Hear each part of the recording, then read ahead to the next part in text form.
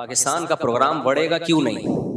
جس کی جو فیلڈ نہیں ہے وہ اس کام میں لگاؤ. کسی کو بھی کڑائی کرتا پہنا کے ٹوپی پہنا کے بٹھا دو لے جا کے, نام تک نہیں دیکھو کہ اس کا جو شناختی کارڈ پہ نام ہے وہ یہی وہ نام ہے, کچھ اور نام چینج تو نہیں کیا ہوا اس نے.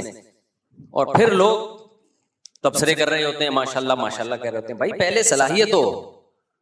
وہی بات ہے نا, ایک صاحب سے میں نے کہا کہ بھائی یہ جو آپ آج کل کے اسکالرس کو فالو کر رہے ہو, کہہ رہے نہیں وہ بات قرآن و حدیث سے کرتے ہیں. میں نے کہا آپ کو پتہ کیسے چل جاتا ہے کہ یہ حدیث کا ترجمہ صحیح کر رہے ہیں, یا جو حدیث پیش کر رہے ہیں اس کے مقابلے میں دوسری حدیث بھی ہے یا نہیں ہے؟ تو میں نے کہا مجتہدین کو کیوں فالو نہیں کرتے؟ ابو حنیفہ, شافعی, ان لوگوں کو فالو کرو جو امت کے ریسرچر تھے یہ بہت بڑے. تو کہتے ہیں کیا ان سے امام حنیفہ سے غلطی نہیں ہو سکتی, امام شافعی سے غلطی نہیں ہو سکتی؟ تو میں جواب میں کہتا ہوں ایک ہے غلطی کسی اہل سے ہو, جو غلطی کا اہل ہو, جو تحقیق کا اہل ہو, اس سے غلطی ہوگی تو معاف ہے. جو تحقیق کا اہل ہی نہیں ہے وہ درست بات بھی کرے گا تو معاف نہیں ہے.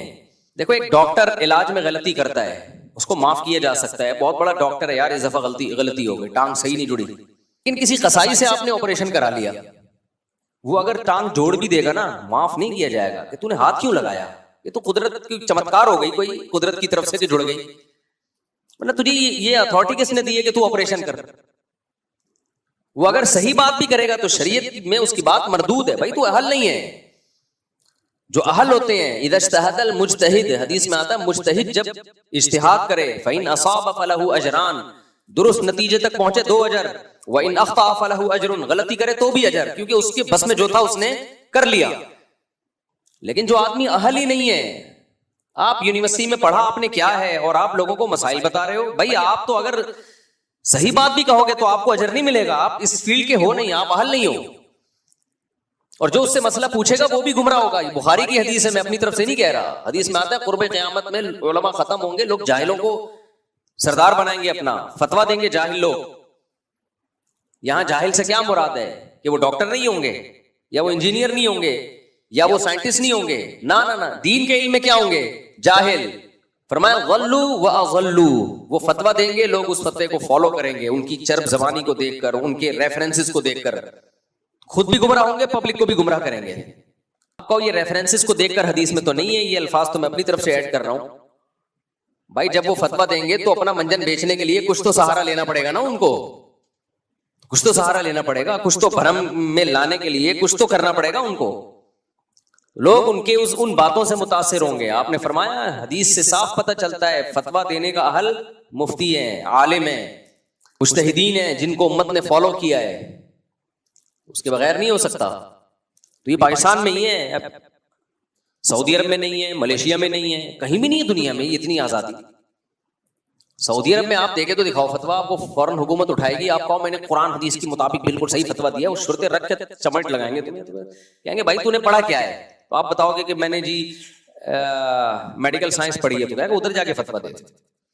میڈیکل سائنس کی باتیں کرو آپ کو فتویٰ دینے کی اجازت نہیں ہے. صرف یہ پاکستان میں چل رہا ہے سسٹم, الیکشن میں صرف سسٹم نہیں ہے, ہر جگہ کیا چل رہا ہے؟ سسٹم. خالی الیکشن میں ہوتا تو چلو کوئی بات تھی یار, برداشت کر لیتے. برداشت تو اب بھی کر ہی رہے ہیں, کرنا ہی پڑے گا, اور ہمارے پاس کوئی برداشت کے علاوہ کوئی آپشن ہے نہیں. اور کراچی میں تو ہم بچپن سے دیکھتے آ رہے ہیں, گاڑیوں کے پیچھے لکھا ہوتا ہے تپڑ ہے تو پاس کر ورنہ برداشت کر. تو اس سے اتنا اللہ کا شکر ہے یہ دماغ میں یہ چیز بیٹھ گئی ہے کہ یار یا تو پاس کرو یا کیا کرو, برداشت کرو. تو یہ کراچی کا احسان ہے ہمارے اوپر, ہمیں یہ بات بچپن سے سکھائی. رکشوں ٹیکسیوں کے پیچھے لکھ کے رکشے نے لکھا ہوتا ہے تپڑ ہے تو پاس, اور ٹرک کو بتا رہا ہوتا ہے. کانفیڈنس دیکھو یار آپ. اور ٹرک والا اس کو اوورٹیک نہیں کر سکتا, رکشے کو ایسے ایسے گھما رہا ہوگا, وہ رکشہ بھی ایسے ایسے. تو تپڑ ہے تو پاس کر ورنہ برداشت کر. یہ بڑی سیکھنے کی بات ہے. آپ سسٹم ہے, یہ سسٹم ہے, ہم چینج نہیں کر سکتے, تو نہیں پاس کر سکتے تو کیا کریں گے بھائی, برداشت کرو. تو جو جس کی فیلڈ نہیں ہے وہ اس میں کوئی مفتی بنا ہوا ہے, کوئی حکیم بنا ہوا ہے. حکیموں میں منجن دیکھ لو یار, برباد کیا ہوا ہے یوٹیوب کی دنیا میں. ہر آدمی بیٹھ کے حکیم بنا ہوا ہے, نسخے بتا رہا ہے, ٹوٹکے بتا رہا ہے. ایک دفعہ میرے پاس فون آیا کہ میں حکیم ہوں نہیں, لیکن میں نے حکیموں والا چینل بنایا ہوا ہے. میں نے کہا کہاں سے جائز ہے آپ کے لیے یار یہ کام؟ کہتے ہیں میں صرف حکیموں کی جو مشہور دوائیں ہیں وہ بتاتا ہوں. میں نے کہا پھر آپ صرف اتنا کیا کریں, یہ بتا دیا کریں کہ یہ ایک میڈیسن ہے, اس کام کے لیے حکیم لوگ کہتے ہیں کہ استعمال ہوتی ہے نہیں ہوتی کون جانتا ہے, اپنی ذمہ داری پہ یوز. اتنا ٹھیک ہے, اس سے آگے نہیں بڑھو کہ میری تحقیق. یہ نہیں بتاؤ کہ نزلے کے لیے میری تحقیق ہے کہ یہ ہے نزلے کے لیے. ایسے جب نیم حکیموں سے واسطہ پڑتا ہے بیڑا غرق ہوتا ہے صحتوں کا. تو خیر کہاں سے کہاں نکل گئے ہم. میں بات کیا کر رہا تھا؟ شیطان کے بارے میں رپورٹ پیش کر رہا تھا. نہیں, وہ جو یہاں کدھر سے بات آ گئی. خیر, تو شیطان جو تھا نا, شیطان ہاں علم کہ اللہ تعالیٰ نے انسان کو سمجھنے کی صلاحیت دی ہے, یہ چیز دوسری مخلوق میں نہیں ہے. یہ سیکھ سکتا ہے, یہ سیکھ سکتا ہے, یہ دوسری مخلوق میں نہیں ہے. اگر انسان کے مادے کو دیکھا جائے تو بہت چھوٹی سی مخلوق ہے بھائی. واقعی اس کی 2 ٹکے کی اس کائنات میں ویلیو نہیں ہے. میں کچھ بھول رہا ہوں, میں بیچ میں ایک جگہ نہیں, ملحد والی بات نہیں. خیر, میں جب بھول رہا ہوں تو لوگ کہتے ہیں آپ کا حافظہ خراب ہو گیا. تو اتنے سارے لوگ ہیں یہ بھی تو بھول رہے ہیں, تو میرا کہاں سے خراب ہو گیا خالی. تو شیطان جو ہے ہاں اس کو 2 دھوکے ہوئے. ایک دھوکا تو اس کو یہ ہوا کہ وہ سمجھ رہا ہے یہ میں خود سے آگ سے بنا ہوا, اور دوسرا دھوکا وہ سمجھ رہا ہے کہ جو آگ سے بنی ہوئی چیز ہوتی ہے وہ زیادہ, اس کی فضیلت زیادہ ہے, اور جو مٹی سے بنی ہوئی ہے اس کی فضیلت کم ہے. بھائی اگر اس کو دیکھا جائے مٹی سے بنی ہوئی چیز اور آگ سے, تو آگ کی بنی ہوئی کی بھی کوئی ویلیو نہیں ہونی چاہیے. اس کائنات میں کیا آپ کی کیا پاور ہے آپ کے پاس؟ تو فضیلت کس بیس پہ اللہ نے دی ہے؟ علم. دیکھو علم کی فضیلت اتنی زیادہ ہے, اتنی زیادہ ہے. اللہ کی نظر میں انسان کو جو سب سے زیادہ فضیلت دی گئی ہے وہ کس بیس پہ؟ اس میں جاننے کی صلاحیت ہے. اس کے پتہ چلتا ہے کہ علم کی بیس پر انسان کو فضیلت حاصل ہوتی ہے. اس کی سب سے بڑی دلیل یہ ہے کہ اللہ اپنی علم والی صفت کو بہت ہائی لائٹ کرتا ہے.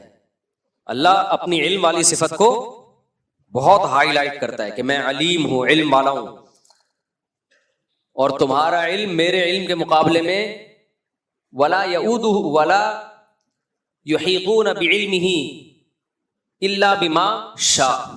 آیت الکرسی میں ہے نا کہ تمہارے پاس صرف اتنا علم ہے جتنا میں نے تمہیں دے دیا, باقی علم کس کے پاس ہے؟ میرے پاس. تو اللہ اپنے علم کو بیان کر کے اپنی فضیلت ثابت کر رہا ہے نا کہ تمہارے پاس علم بہت تھوڑا, میرے پاس علم بہت زیادہ. تو اللہ اس سے اپنی فضیلت انسان پہ ثابت کر رہا ہے کہ تم کم جانتے ہو, میں زیادہ جانتا ہوں. اس سے پتا چلا جاننا فضیلت کی چیز ہے. تو یہ تو اللہ کی انسانوں پہ فضیلت ثابت ہو رہی ہے, لیکن انسانوں پہ بھی فضیلت اسی طرح سے ثابت ہوتی ہے کہ انسانوں میں جس کے پاس علم زیادہ وہ زیادہ فضیلت والا, جس کے پاس علم کم وہ کم فضیلت والا. تبھی قرآن نے صاف طور پہ بھی کہہ دیا قل هل يستوي الذين يعلمون والذين لا يعلمون. بتاؤ جاننے والے نہ جاننے والوں کے برابر ہو سکتے ہیں؟ کبھی بھی نہیں ہو سکتے. گدھے کو فضیلت گدھے پر علم کی بیس پہ ہو سکتی ہے؟ بولو نہیں. گدھے پہ وہ فضیلت گدھے کو جب ہوگی جو گدھا زیادہ لوڈ اٹھائے گا وہ زیادہ اچھا گدھا ہے. آج ہمارے نوجوان طبقہ جم میں جا کے مسل کو تو بہت ویلیو دے رہا ہے, تعلیم کو بالکل بھی فوکس نہیں کرتے. ہو بھائی یہ جو صرف مسل ہی بنانا اگر فضیلت ہے تو بیل تم سے زیادہ فضیلت صاحب فضیلت ہے. تم سجدہ کیا کرو بیل کو, اس کے جو مسلز ہوتے ہیں میرے اور آپ سوچ بھی نہیں سکتے. کیا خیال ہے؟ بھینسا اس کو تو صدر بنا دینا چاہیے, اس کو تو علاقے کا کونسلر بنا دینا چاہیے, کیونکہ اس کے مسل سب سے ہے بھائی زیادہ ہوتے ہیں, طاقتور ہوتا ہے. جم جا رہے ہیں بنا کے یہاں اسپیڈ بریکر بنا دیے اتنے بڑے بڑے.